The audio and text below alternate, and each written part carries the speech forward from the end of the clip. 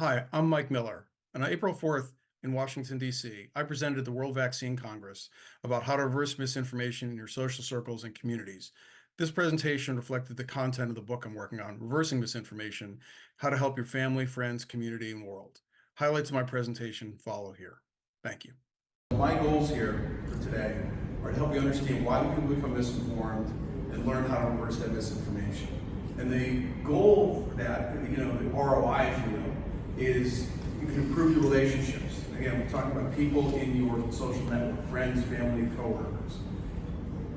We want to increase the vaccination rates, that's the next goal. And then ultimately by doing that, protecting public health, improving the economy, there's a patriotic national security readiness issue that we can talk about too. Pre-COVID, roughly 1 to 3% were vaccine resistant, vaccine opposing pretty strongly. And the demographics were generally upper income moms. That was the stereotype, it pretty much fit. Now we've got 15% roughly who are either vaccine, serious questioning, opposing, resisting, or hardline, no, never, not gonna be me. So if you remember nothing else from what I'm saying, this is one of the key messages, why people become misinformed. They're susceptible to become misinformed. They have a strong sense of personal autonomy. I choose, my body, my decision.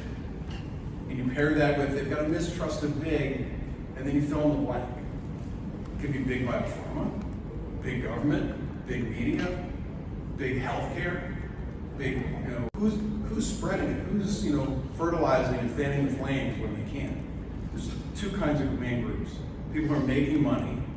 They're selling books, they're selling videos, they're selling clicks, they're selling listeners on their podcasts. They're selling, listeners and advertisers on their TV station and their TV shows, whatever. And then there's other groups that are benefiting from civil unrest, generally other nation states. When I first heard this, I thought I had to put on a tinfoil hat to, repeat it. But I talked to a lot of knowledgeable people dealing with foreign affairs, and they're like, no, this is absolutely true. We can talk more about that later if you want. I also want to point out this altruistic spreader. This may be the group that may be most amenable to reversing this information, getting off of this information. It's people who've heard something that's misinformation. They think it's true, they think it's really important and valuable, and so they want to share it with all their friends and family because they think they're going to help them. They're not making money, they're not trying to civil unrest. Correcting their misinformation with facts, real facts, doesn't work.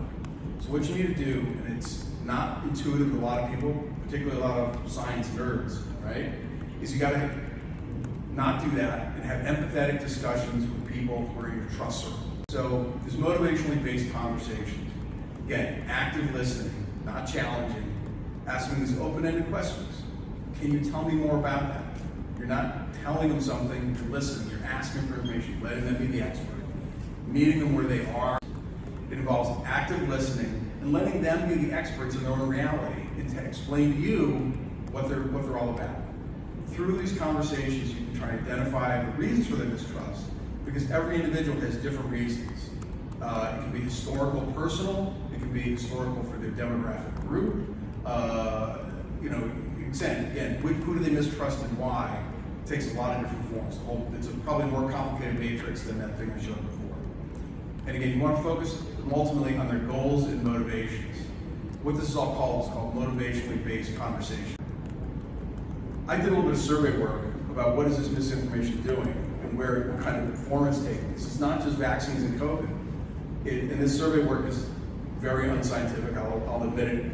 But people having these conversations, elections, climate change. Talk with their friends, family, coworkers, and these other people misinformed about those things as well, which obviously have other implications for our country.